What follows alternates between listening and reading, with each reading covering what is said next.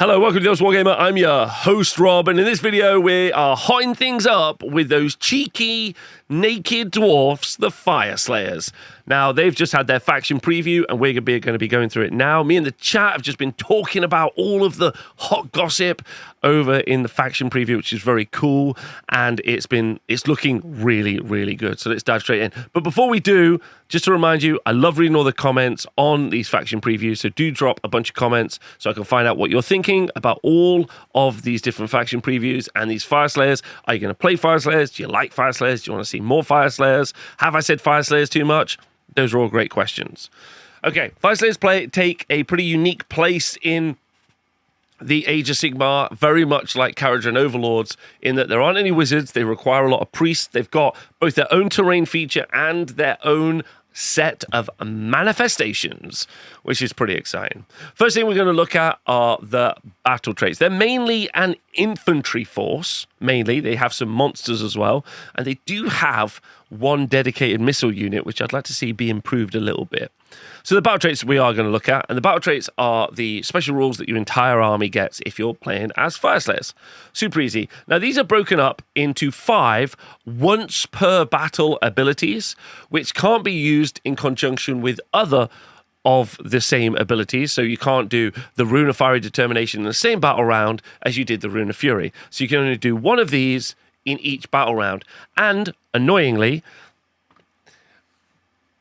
and unfortunately, they aren't all done in the same phase. They're all done in different phases, and then they'll last for the rest of the battle round. So, nice and easy. Little bit difficult that they weren't all just done, at the start of the battle round, pick a new rune. And instead, these are done as kind of like a reaction in some cases. First one is the Rune of Fury. For the rest of the battle round, friendly Fyreslayer units have the strike first effect while they're in combat with an enemy unit that charged in the same turn. So, if you line up your biggest, fightiest unit, I'm running my Fyreslayers, and you're like, I'm going to charge you. But like, no, Rune of Fury. But you do this at the start of any turn. So you do this at your opponent's turn, and it's going to last till the end of that battle round. Pretty nice. Strike first against their charge unit means you're going to get to hit them first. We love that. Next one is the once per battle in your shooting phase. So this is the Rune of Farsight. So you don't do this the one time. You pick any number of enemy units within 10 inches of any visible friendly Fyreslayer units to be the targets. You roll a d3 on a 2+, which is not a result of a 1 or 2. It's the result of a 3 or 4, annoyingly, because it's a d3. Yeah, and that will give you a result of a 2. And then that will give you... People have been very confused about this online. I've seen loads of YouTube comments about it. A d3 means you roll a dice. A 1 and 2 counts as a 1. A 3 and 4 counts as a 2. A 5 and 6 counts as a 3. You would need to roll a 2+ on a d3, which means you need to roll a 3 up, basically. Anyway, if you do that, if you have one Fyreslayer model, every unit within 10 inches of that Fyreslayer unit and that's visible to it will take up to d3 mortal wounds, well, up to 2 or 3 mortal wounds on a roll of a 2. Okay, happy with that? Simple. This is quite good, actually, because this is quite a lot of mortal wounds you can do, because most of their army, if they're multiple small units, it's not bad. It's not a bad ability. Honestly, it's not. And it will target characters, which is pretty nice, unless they're not visible to you, which is a problem. Okay, anyway, next one is the Rune of Fiery Determination, which is done in any hero phase. Friendly Fyreslayer units have a 5-up ward save for the rest of the battle round. So pop this at the beginning of the battle round. It'll be like, this battle round, my whole army, 5-up ward save. Very good for helping with the survivability. The next one is the Rune of Relentless Zeal, which is kind of what I have, where you can, for the rest of the battle round, friendly Fyreslayer units can use charge abilities even if they use a run ability in the same turn. This is actually really cool because the redeploy ability, which is when your opponent gets too close to you, you can d6 inches away in their turn, is a run ability, which means you now are going to be able to use the counter charge ability, because normally you can't run and charge, because you have run and charge. So that unlocks a redeploy counter charge little combo, as well as obviously just letting your units run up the board and charge. So it's kind of got 2 different great effects, which is nice. And finally, the Rune of Searing Heat gives all of your melee weapons used by Fyreslayers having crit mortal, which means any 6s to hit are going to do the damage value in mortal wounds. And also lets me use this sound effect, which is great. Okay, so 5 really strong abilities that you can use once per game. Pretty nice. You'll be able to like tier how you're going to play them. I like that. Battle formations are kind of like your sub-factions. They are a different style or way of playing, and there are 4 for each army at the release of Age of Sigmar 4. The one that they featured is Warrior Kindred, and it has the passive ability Berserk Kindred, where you add 1 to wound rolls for combat attacks made by friendly Fyreslayers infantry units that charged in the same turn. So it's only infantry units, but +1 to wound rolls. +1 to wound is actually super rare.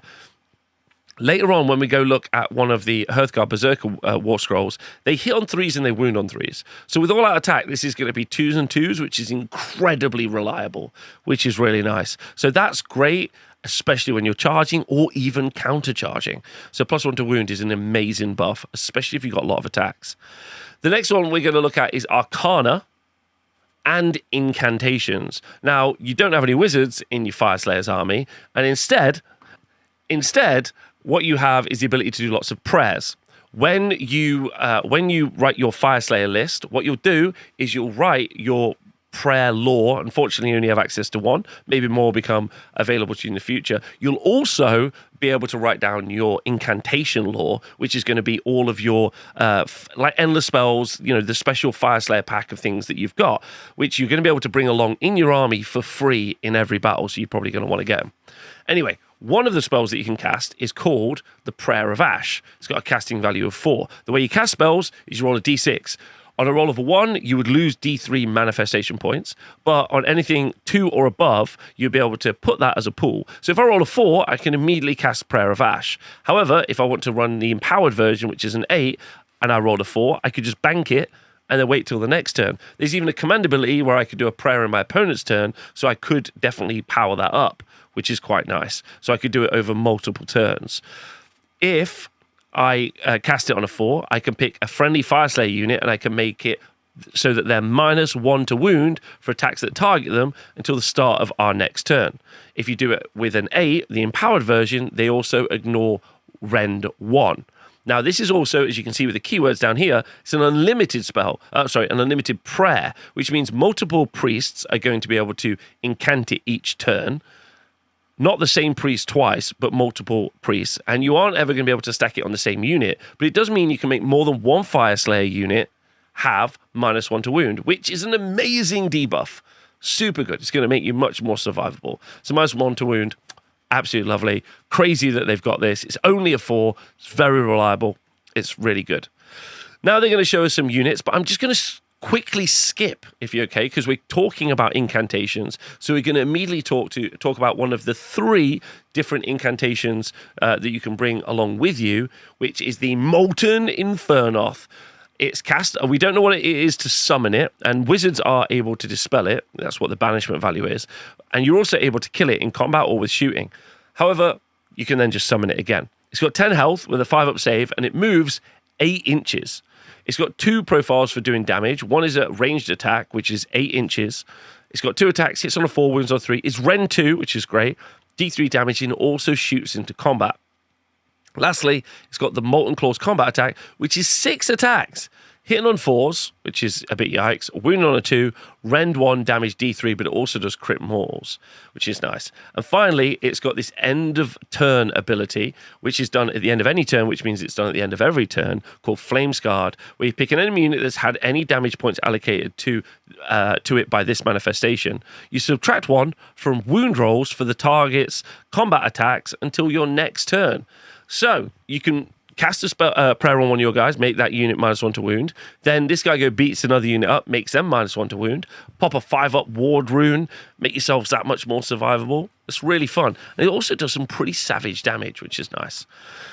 In order to be able to summon these or do the prayer that we just talked about, you're going to need a priest, and the one that they featured is the Auric Runemaster. It's got 5 health and a 5-up save and a 6-up ward save, and doesn't have a very good combat profile. But importantly, and this is where, like, if I was like a cartoon fox, my eyes would pop out of my head and I would be screaming things like a wooga, because it's got the priest 2 keyword. This means in each of your hero phases, it can attempt to incant 2 prayers. That's wild. This makes it as good of a, insert spellcaster terminology as something like a Lord of Change, to give you some context. It's very strong, is all I'm going to say. It's very, very, very good. So might want to get yourself one of these. That means it's going to be able to do 2 prayers, so you'll be able to cast one of those, incantations, the big guy that we just talked about, and then even do the -1 to wound prayer. He's also got a special passive ability, okay, which is each time a prayer is chanted by this unit is answered, this unit gains a magmic power token, which means if you're able to get 2 prayers off, that's 2 power tokens immediately. Use a command ability in your opponent's turn, you'll be able to do another prayer, that's 3 immediately. Okay, then you have a reaction to you declared your gold rune ability. So those are the battle traits that we talked about previously, which are once per battle that you're able to use them. And this is a reaction that you do when you use one of those abilities.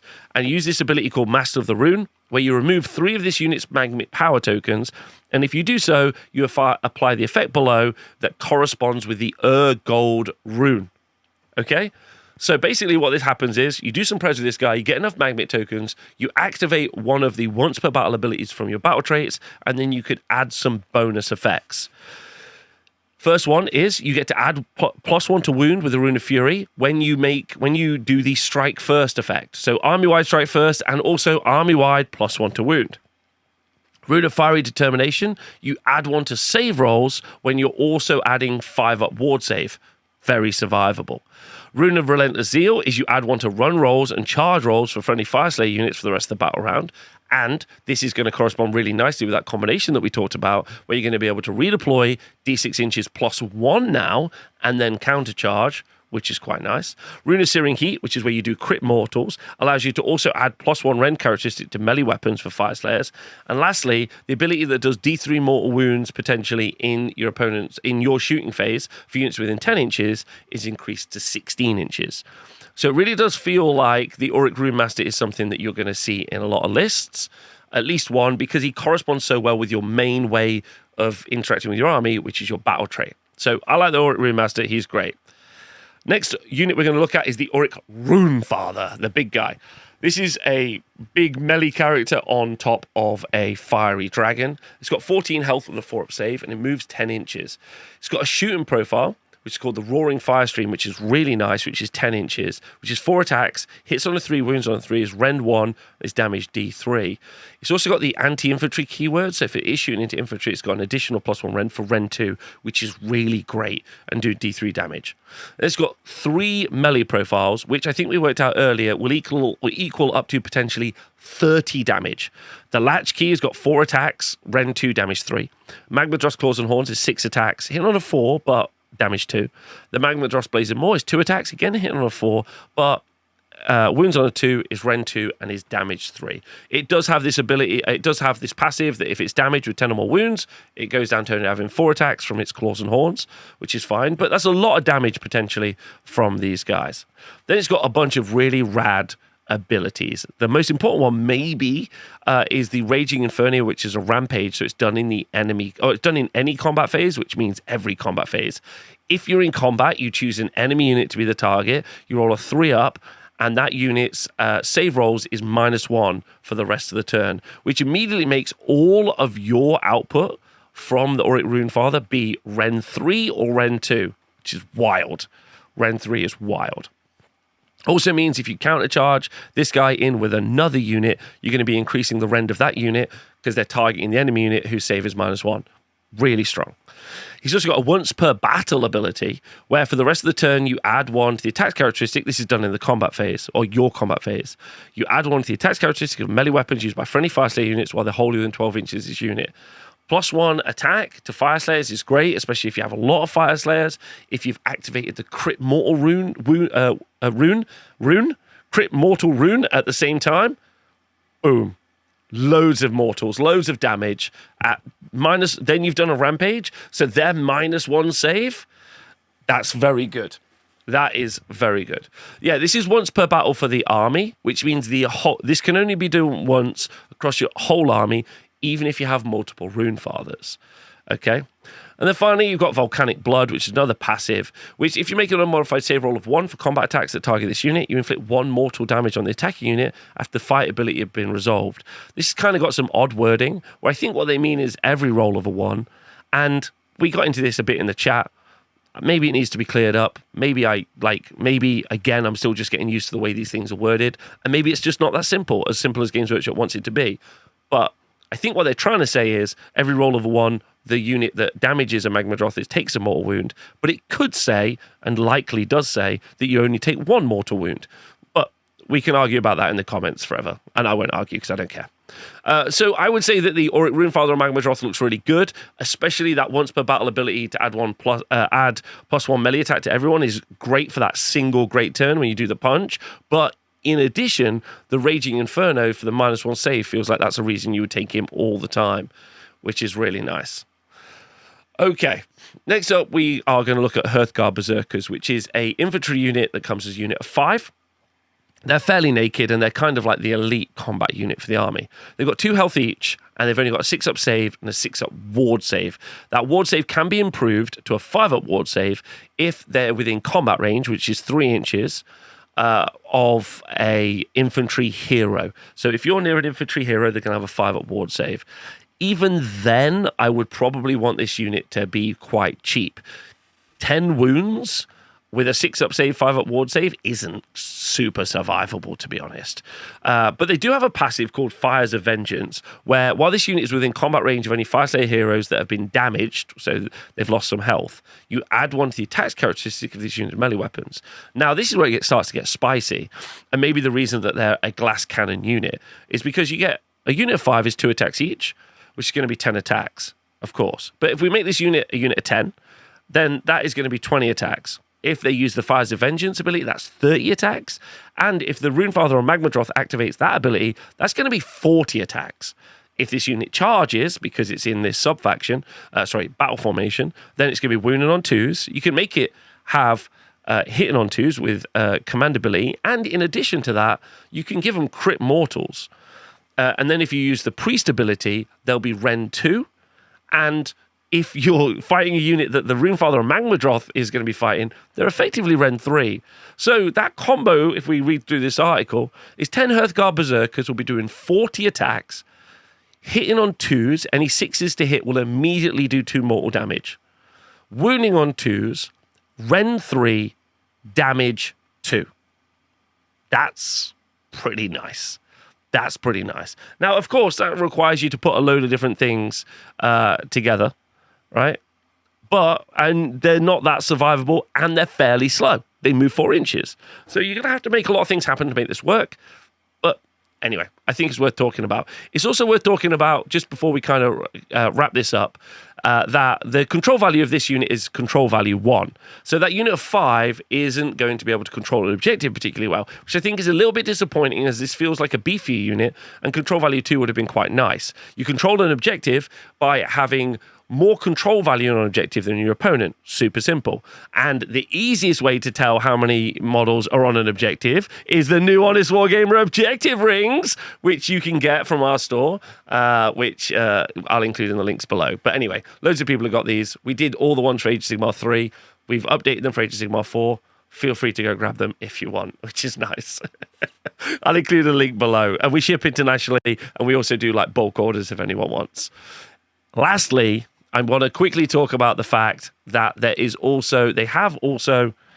want to shout out the ability for how strong that +2 priest is, because of they've also showcased the Magmic Battleforge, which is also the terrain piece that you'll get not for free, you'll have to buy it, but points wise, you'll get it for free, because it has this ability called Molten Blessing. Okay, where you pick a friendly Fyreslayers priest within this terrain features combat range, which is 3, and you add 1 to chanting rolls. So now your level 2 priest is adding +1 to their chanting rolls for the rest of the turn. So now they're casting that prayer that we looked at earlier on only a 3, which is pretty nice. Okay, pretty nice, especially as then you're going to get a Magmic token. Feels pretty simple to do, in my personal opinion. Anyway, I really hope you enjoyed this video. Let me know in the comments below what you think. of this video. And also don't forget that if you want to, you can join our Patreon, where we've got a really active Discord talking through all the Age of Sigmar 4 changes. We've got faction chats. We've got loads of stuff in there, and it'll be cool to see you in there. If not, don't worry about it, and thank you very much for watching my video. Hope you liked it. Please do leave a comment, like and subscribe if you can. And thanks everyone in the Twitch chat for hanging out with me while we do this. We live stream Monday through to Friday on the Honest Wargamer Twitch. Come check us out. Thanks very much. See you soon.